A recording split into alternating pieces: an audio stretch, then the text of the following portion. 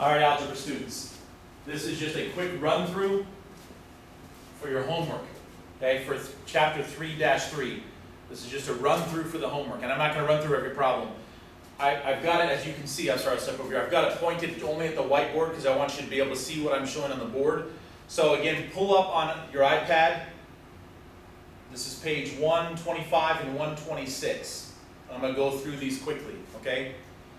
So, I also included the teacher's edition in modules. I'm not going to go through 3, 5, 7, 9 because you can look up the answers to make sure they're right. All you're doing with that is you are substituting those three values for x, -2, 0, and 5, into the equation and solving. You know what? I'll do one of them just so make sure we're on the same page. So, number 3 says f of x equals x plus 6.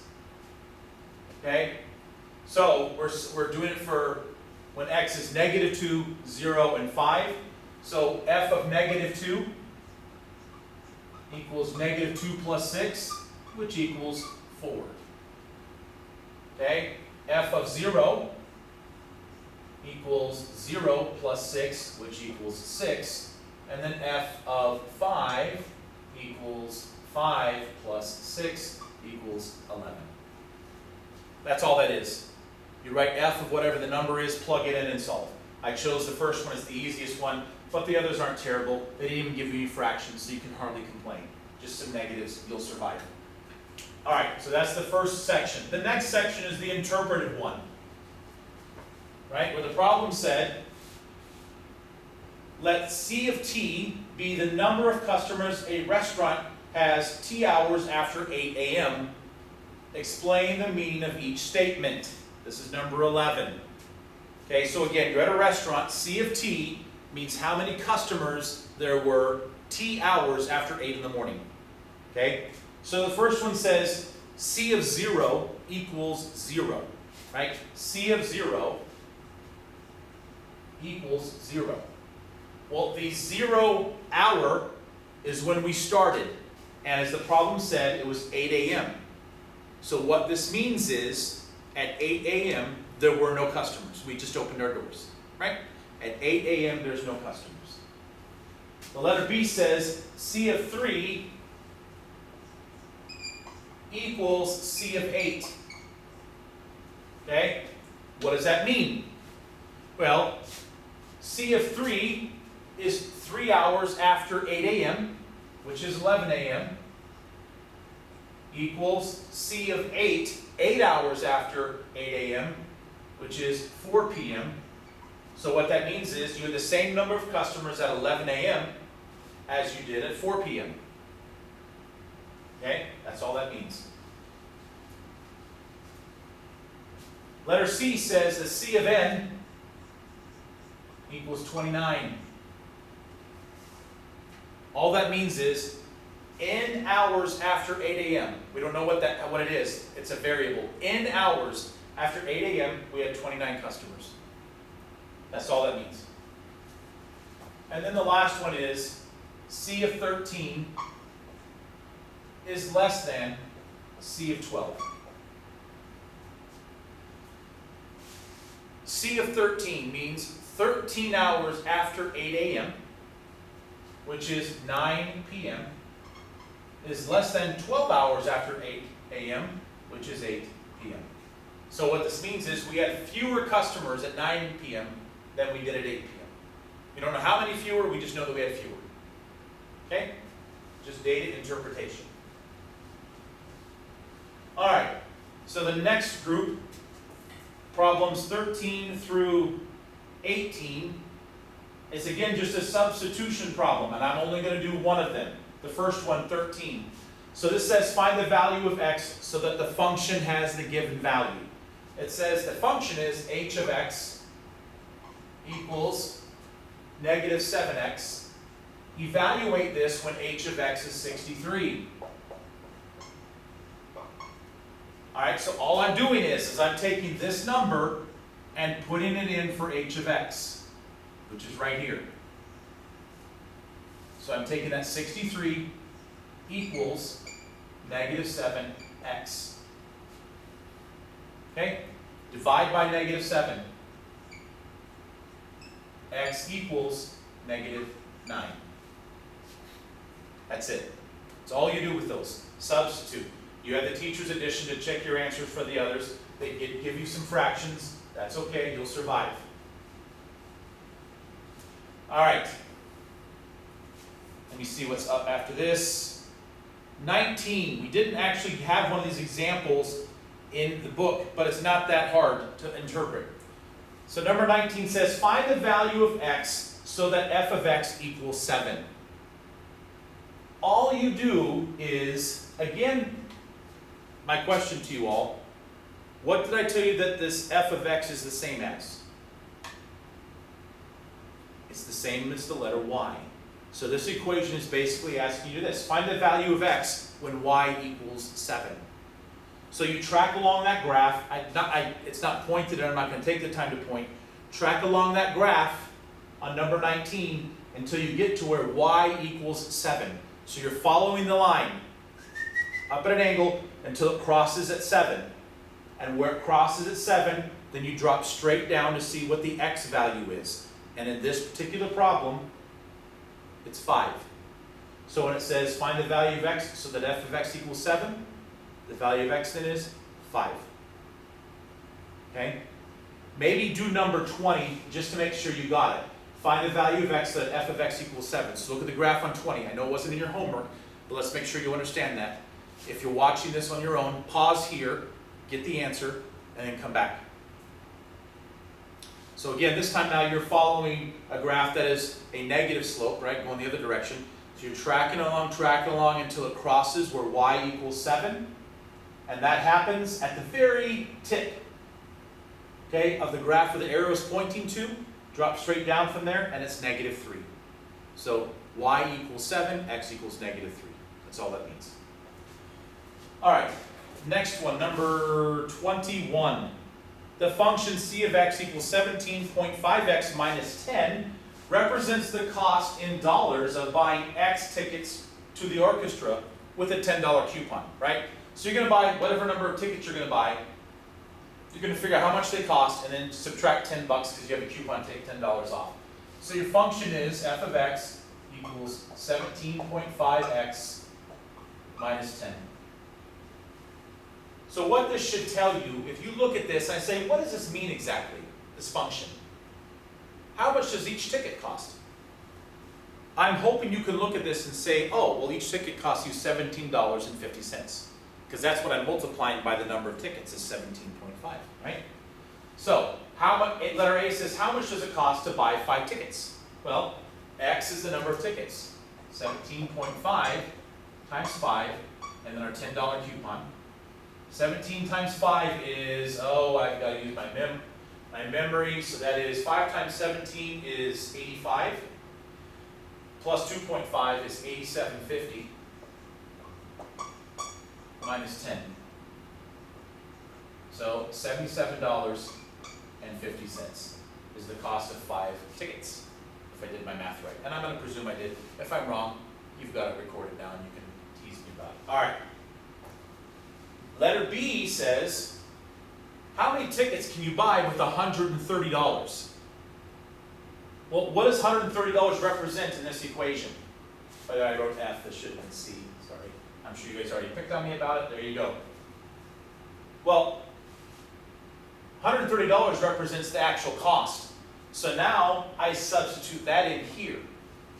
130 equals 17.5x minus 10. So I'm going to add 10 to both sides to solve for x. 140 equals 17.5x. You guys would be really impressed if I could come up with this answer by myself, right? You should be impressed. Because the answer is, you divide by 17.5. And the answer is x equals 8. Right? You can buy 8 tickets. How did I get that? I know that 2 of these is $35. 17.5 times 2 is 35. Times another 2 is 70. Times another 2 is 105. times another 2 is 140. So 8 tickets, okay? X equals 8. So happy I dropped that. Okay, moving on.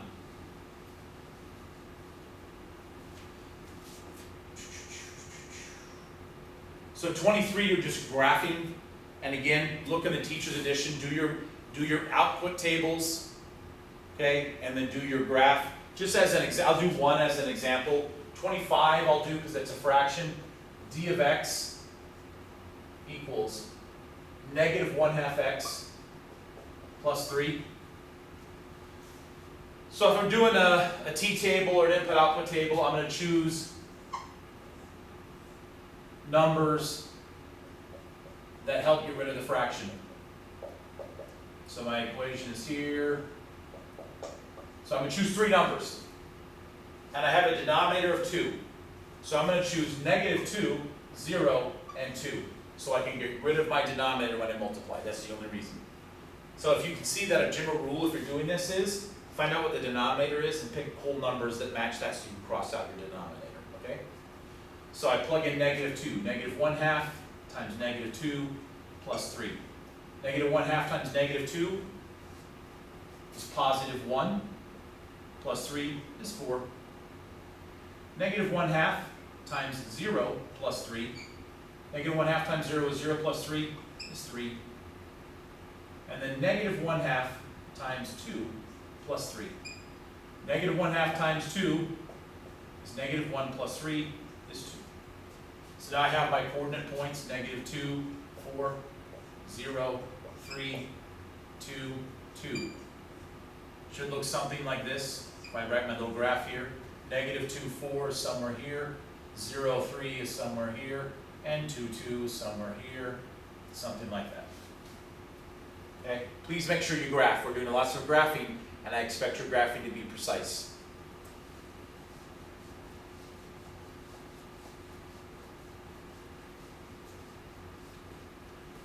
All right, almost done. 29.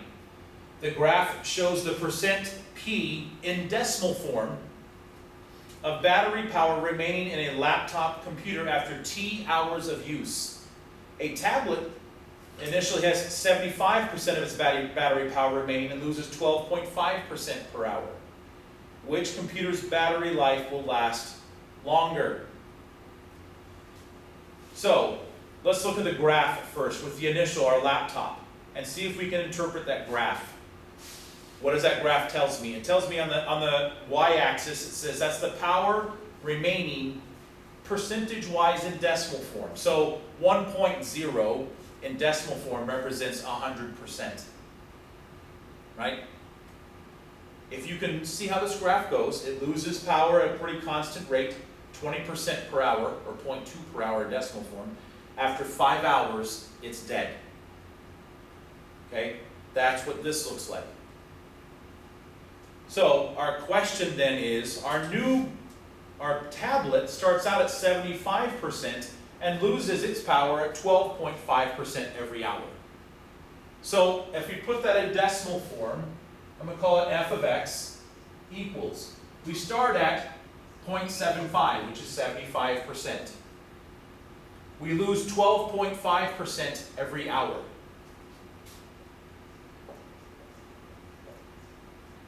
So that is what 12.5 looks at. 12.5% looks like as a decimal. Just move the decimal place over 2 places. Okay? Well, I know that the laptop took 5 hours. So what I'm going to do with this problem is I'm going to put 5 in for x to see what that does to my tablet. So f of 5 equals 0.75 minus 0.125 times 5. Okay? 0.75 minus, so this times 5 is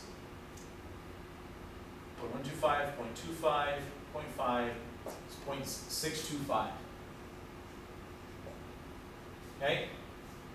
I can stop here because look, after 5 hours, clearly I have more battery life left. Without even doing this actual math, it doesn't matter. They didn't ask you exactly how much. They just asked which computer's battery will last longer. So clearly you can see, after 5 hours on my tablet, I still have, 0.125 hours or percent left, okay? So I can actually go 6 hours with this battery. The tablet lasts longer. Last problem is 31. Making an argument. So 31 says, let P of X be the number of people in the US who own a cell phone X years after 1990. Your friend says that P of X plus 1 is always greater than P of X for any X because X plus 1 is always greater than X. Is your friend right? You're like, how do I even answer this question? Well, let's understand what's being said.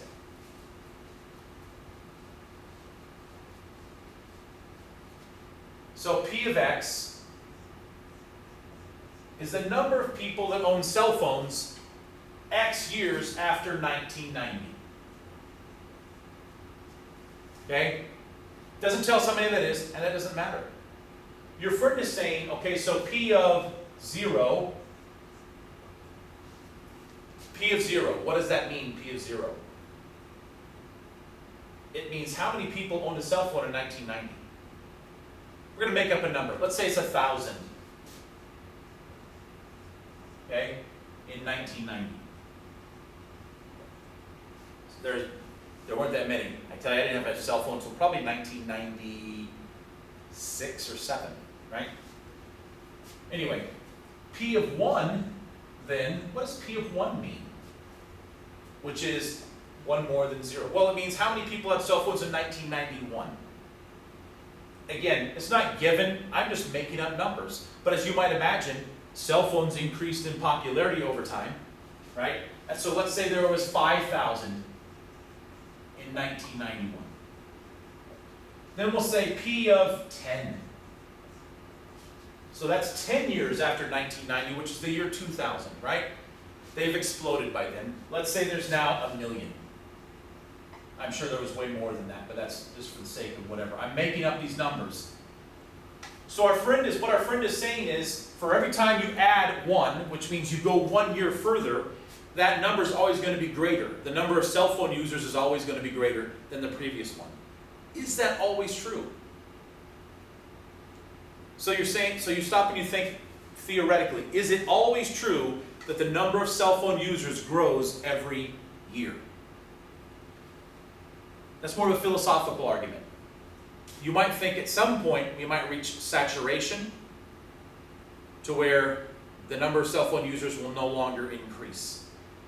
But our population continues to increase year after year, so you would think also that cell phone usage and owners would also continue to increase. It's more philosophical. The point of this problem is to understand what this all interprets to mean, right? So whichever way you went, I mainly want you to understand what P of 0 means, how many cell phones in 1990, what P of 1 means, how many in 1991, and so on. How do you interpret this data? That's really all this is about. This was the last problem on your homework. If you have any more questions when I'm back next week, please hold them, we'll ask, and go over them then, okay? You have this to watch, or ask your fellow classmates for help.